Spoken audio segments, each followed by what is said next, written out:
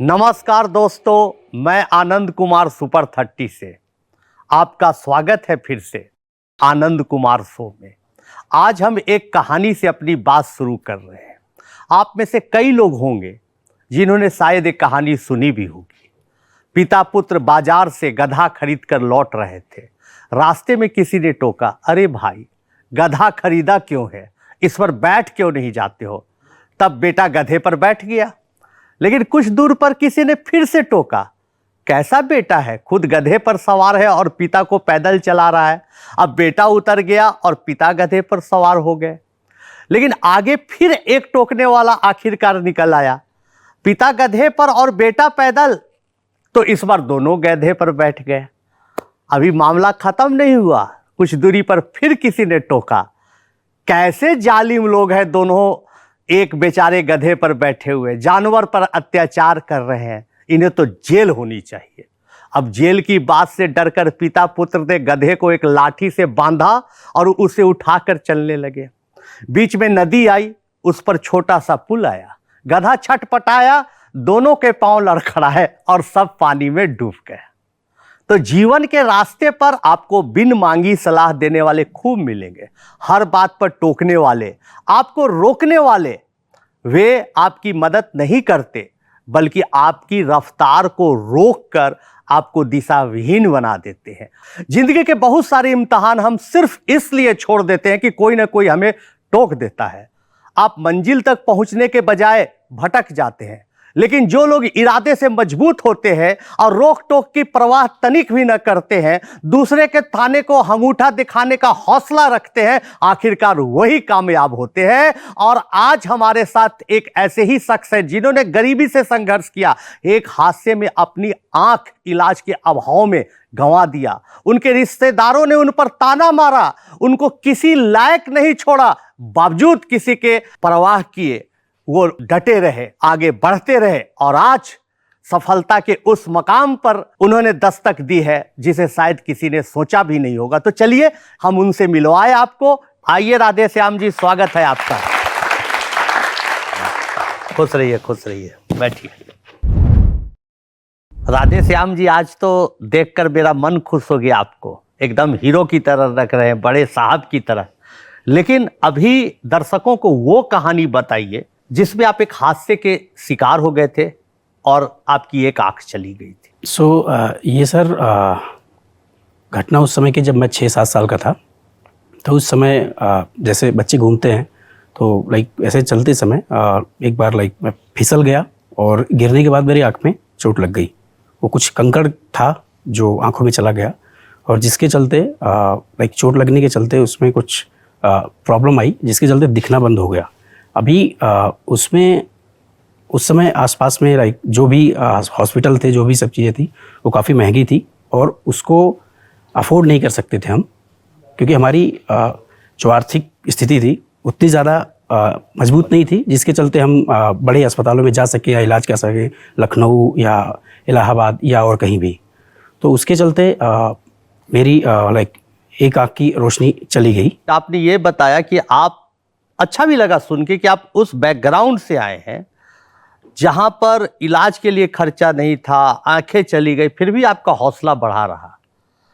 क्या क्या आपको सुनने को मिला और वैसी कठिन परिस्थिति में अपने आप को आप कैसे बनाए रखे? तो सर उस समय में जब भी लोग, जैसा होता है लोग कुछ भी कह देते हैं आपको, क्योंकि क्या होता है उनको सिर्फ कहना होता है, आपके बारे में कुछ भी कह देंगे। जैसे मुझे कहना शुरू किया कि आप एक काम करो, आप और कुछ तो कर नहीं सकते, तो आप एक काम करो, आप या तो भीख मांगो, या तो आप खेती करो, या तो आप मजदूरी करो।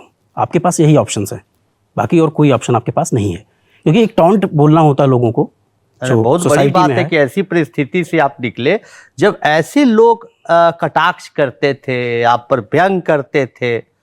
आपके पिताजी भी मजदूरी मेहनत करके आपको पढ़ाते थे, उनको मैं प्रणाम करता हूं कि आपका हौसला बढ़ाए रखे। आपके परिवार का मैं धन्यवाद देना चाहता हूं दरअसल में। लेकिन ये बताइए कि जब वैसे आप बोल रहे कि वैसे लोग कमेंट करते थे तो आपको कैसा लगता था, और दर्शकों को बताइए जो आपकी परिस्थिति में है उनको कैसे मनोबल बढ़ाए रखना चाहिए? कोई क्या बोलता है इसकी परवाह नहीं करनी। तो सर दो चीज़ें होती है, अगर आपको कोई बोल रहा है तो आप उस बात को दो तरीके से ले सकते हो। या तो आप एक काम करो कि उसकी बात सुन के जो अगला पर्सन बोल रहा है, या अलग एक पर्सन नहीं कई लोग बोल रहे हैं, या तो एक आप काम करो कि आप कोने अपने आप को कमरे में बंद कर लो और रोते रहो। दूसरी चीज़ें हैं कि सोचो कि अगर ये आदमी बोल रहा है तो लाइक बोलने तो ये कुछ भी बोल सकता है, कोई भी कुछ बोल सकता है। हम किसी को मुंह तो किसी का पकड़ नहीं सकते, हर किसी का दिमाग तो हम ठीक नहीं कर सकते बेसिकली, क्योंकि लोगों की सोच बदलना आप अपने कामों से कर सकते हो। उनको कुछ भला बुरा आप उनको कहना भी नहीं चाहिए। क्या बात बोला आपने कि अपने कर्तव्य से, अपने परिश्रम से कुछ उदाहरण देकर लोगों की सोच बदल सकते हैं। बहस करके, बिना मतलब का बातचीत को आगे बढ़ा के, टाइम व्यर्थ करके नहीं कर सकते। हौसला आप बढ़ाए रखे, पढ़ाई आप करते रहे। मुझे याद है आज भी वो जमाना जब भारत बंद हुआ था, हम लोग एंट्रेंस टेस्ट ले रहे थे, मेरा भाई और फरनो था गेट पर, बहुत भीड़ लगी थी। भारत बंद होने के बावजूद बहुत भीड़ लगी थी। और दर्शकों को मैं बताना चाहता हूँ कि एनडीटीवी ने इस पर एक रिपोर्ट दिखाया था। आज भी मेरे पास वो क्लिपिंग है कि भारत बंद में भी सुपर 30 का कैसे टेस्ट हुआ। तो आप तो भाई बहुत मेहनत करके आए हमारे पास, आज अच्छा किया, लोगों के सामने उदाहरण के तौर पर है। लोग क्या होता है कि घरों में, परिवार में आजकल होता है पेरेंट्स पे कि बच्चों को बोलते हैं कि अरे तुम्हारा नंबर कम आया, तुम्हारे मार्क्स खराब आए, ये सब बोलते हैं। आईआईटी की बात छोड़ दीजिए, आंख गंवाने की बात छोड़ दीजिए, गरीबी की बात छोड़ दीजिए। कोटा जैसे जगहों में राधे श्याम जी एक एंट्रेंस टेस्ट के होता है कोचिंग का, या कोचिंग का जो रेगुलर टेस्ट होता है बोला जाए, उसमें बच्चा एक टेस्ट पे खराब करता है तो आत्महत्या का शिकार हो जाता है, और आप नहीं होते हैं। तो ऐसे जो पेरेंट्स माहौल बनाते हैं, समाज माहौल बनाता है, जैसे बच्चा को फ्रस्ट्रेशन होता है। आप इतने कठिन माहौल से जी के आए हैं सामने और उदाहरण बने हैं, आप क्या बोलना चाहते हैं बच्चों को कि ऐसा जब लोग आपको ताने मारे, घबरा दे और आपको डर भीतर से हो कि क्या कहेंगे लोग, तो ऐसी परिस्थिति में क्या करना चाहिए नौजवान बच्चों को? ऐसी परिस्थिति में अपने आप पे भरोसा करना चाहिए। एक ही बात है, अगर आपका खुद पे भरोसा नहीं है तो आप पे कोई दूसरा भरोसा दिखाने शायद ही आए, लेकिन वो होता नहीं है।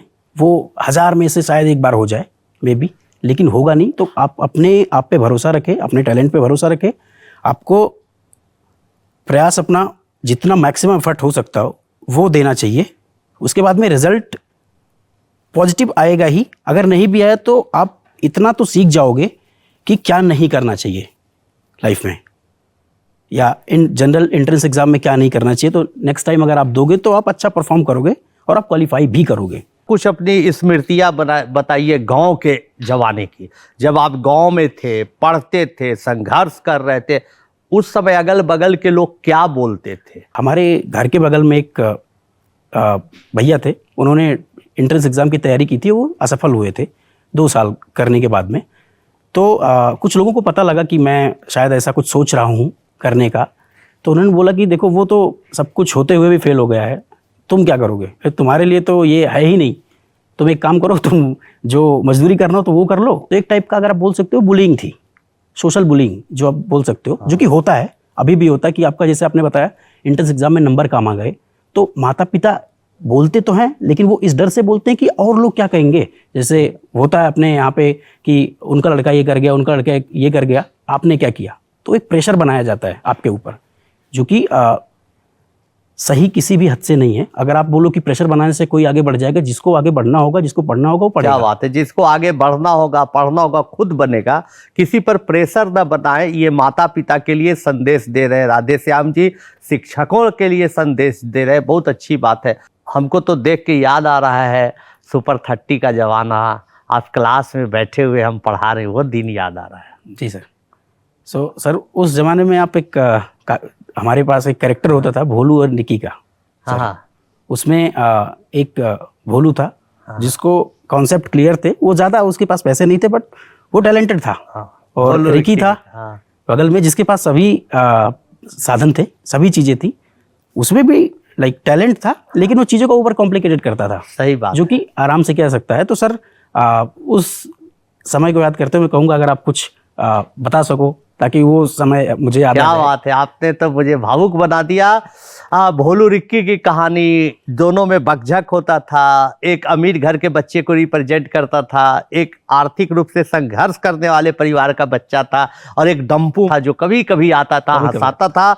तो चलिए दर्शकों को आप ही के बारे में दिखाते हैं पुराने दिन आपको। आइए बच्चों, आप लोगों को भी बताए सुपर 30 में पढ़ाने का जो मेरा तरीका है, बड़ा हंसाते हुए बच्चों को इंगेज करके। रिकी हर सवाल को कॉम्प्लिकेट कर देता है, भोलू उसको इंटरेस्टिंग ढंग से बनाता है। लेकिन एक और तीसरा कैरेक्टर है डंपू, हर सवाल को, हर प्रॉब्लम को सॉल्व करता है बड़ा इंटरेस्टिंग ढंग से और मजा देता है। जैसे उदाहरण के लिए स्क्वायर रूट ऑफ 25 का स्क्वायर रूट निकालना है, वर्गमूल निकालना है 25 का।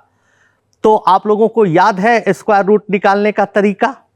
5 होगा, लेकिन तरीका भी याद है कितना कॉम्प्लिकेटेड होता है। वो आता है और क्या करता है कि सर बड़ा आसान, 25 स्क्वायर रूट को पावर हाफ भी लिख सकते हैं, पता है आपको? वो क्या करता है कि आंसर बनाता है 2 + 5, ये दोनों को ऐड करता है और जो यहां है 2 उसको घटाता है और 5 लाता है। ऐसा किया वो तो हम लोग बोले डंपू से, कह रही ये क्या किया, कोई तरीका है? ये तो तुम अंदाज पर लिख दिया। तो क्या बात करते हैं सर, आप कोई पूछिए। तो हमने पूछा 196 196 का स्क्वायर रूट निकालो, कितना होगा बच्चों बताइए? 14 होगा। लेकिन इसको अगर नियम से निकाला जाए तो कितना, आपको कितनी मेहनत करनी पड़ेगी? का क्या बात करते हैं sir, 196 to the power half को ऐड करिए, 1 + 9 + 6 में से 2 घटा दीजिए। क्या आपका 14 आया मजा? सर आपने तो पुराने दिन याद दिला दिए। ऐसे ही क्लास में हमें वाह, आसान शब्दों में आप सिखा देते तो चीजें। आप लोगों के मन में ऐसे सवालात उठते होंगे कि भाई लोग क्या कहेंगे, क्या करना चाहिए, नहीं करना चाहिए, कौन करियर चुनना चाहिए, जीवन में आगे कैसे बढ़ना चाहिए, इस तरह के कुछ भी सवाल हैं तो आप ओपन है, आप पूछ सकते हैं। नमस्ते आनंद सर, मेरा प्रश्न आपसे ये है कि जब भी हमारे नंबर कम आते हैं तो हमें लोगों से कंपेयर करा जाता है और रिश्तेदारों से काफ़ी ताने भी मिलते हैं। तो ऐसी परिस्थिति में हमें क्या करना चाहिए? सबसे पहली बात ये जान लीजिए कि दुनिया के किसी इम्तिहान में इतनी ताकत नहीं है कि आपकी प्रतिभा की गवाही दे सके। इसीलिए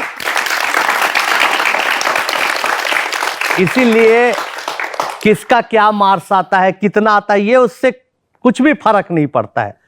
कौन बच्चा बच्ची है जो ज्यादा दिन तक एक ही पाथ पर चलते हुए लगातार स्ट्रगल करते रहता है, वही बच्चा सफल होता है।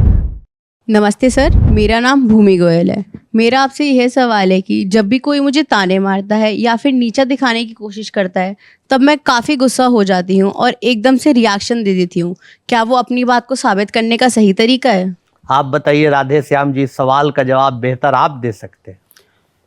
तो अगर आपको जैसे किसी ने आपको कुछ बोला और आपका तुरंत लड़ने का मन कर गया, तो आप क्या कर रहे हो, अपनी एनर्जी जो है वो अपना वेस्ट कर रहे हो। क्योंकि अगला आदमी चाहता है कि आप रिएक्ट करो और आप एक मशीन की तरह बिहेव करो कि आपको ऑन कर दिया तो आप ऑन हो गए तुरंत। तो आपको ऐसा कुछ करना नहीं है, उसको कुछ बोलना नहीं है, सिंपली आप इग्नोर करो उसको। इग्नोर इन दैट सेंस ये भी नहीं कि आप आपके पीछे एकदम पड़ गए, उसको सिंपली बोलो कि I don't like this behaviour, आगे से आप ऐसा मत करें। राधे श्याम जी जानते होंगे, हम बताना चाहेंगे राधे श्याम जी, जानते होंगे जब हम लोग सुपर 30 चलाते हैं, इनका बैच भी था, उस जमाने में भी कई लोग ताना मारता था, कई लोग बदनाम करता था। मेरे गुरु ने ही सिखाया था, मेरे पिताजी ने भी सिखाया था कि किसी की बात की परवाह मत करो, तुम्हारा रिजल्ट, आपकी सफलता उसको जवाब देगी।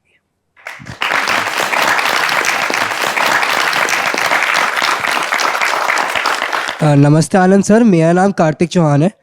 मेरा आपसे सवाल यह है कि क्या लोगों की बातों को नज़रअंदाज करना ही इकलौता विकल्प होता है?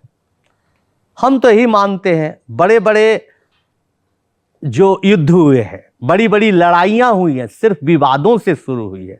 अगर आप हाथ जोड़कर माफ़ी मांग ले उल्टा, भैया मैं ही गलती, तुम खुश रहो, मेरा ये है पॉलिसी। और हमने आज तक कभी किसी से लड़ाई नहीं की। हमारे फादर ने सिखाया, बेटा किसी से बदला मत लेना।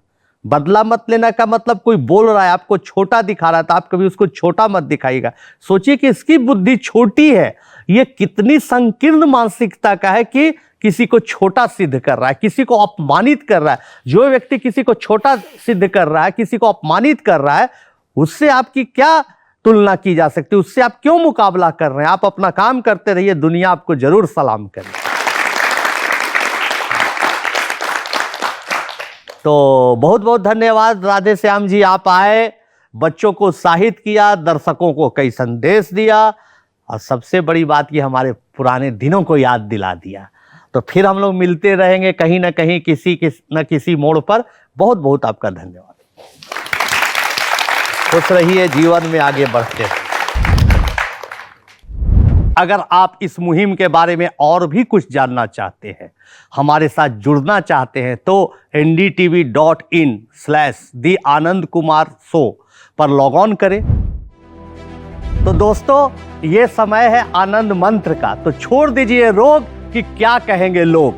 लोगों का काम तो है कहना, और एक सलाह आपको, लोगों को टोकना बंद करिए, रोकना बंद करिए, बस उनका हौसला बढ़ाइए।